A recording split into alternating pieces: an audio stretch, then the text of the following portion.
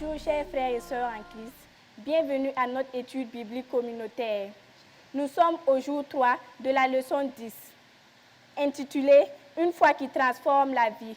Nous allons vous lire le passage du jour qui porte sur 2 Pierre 1, les versets 8 à 11.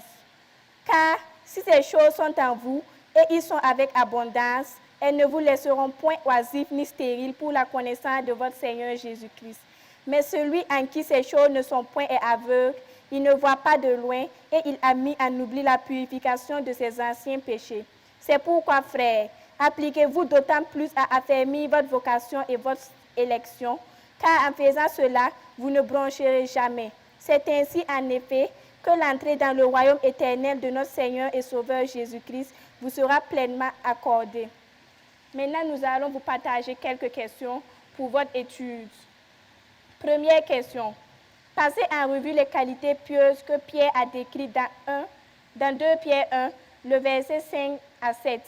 Quelle assurance a-t-il donné à ceux qui les recherchent? Deuxième question. Avez-vous vu une de ces qualités se développer en vous à mesure que vous croissiez avec Dieu au cours de la dernière année? Si oui, avez-vous constaté une augmentation de votre fécondité pour Jésus? Expliquez. Troisième question. Comment Pierre a-t-il décrit les croyants dans la vie desquels ces qualités ne se développent pas? Pourquoi est-ce une bonne description? Dernière question. Ceux qui pratiquent les qualités décrites par Pierre recevront une entrée dans le royaume éternel de notre Seigneur et Sauveur Jésus-Christ.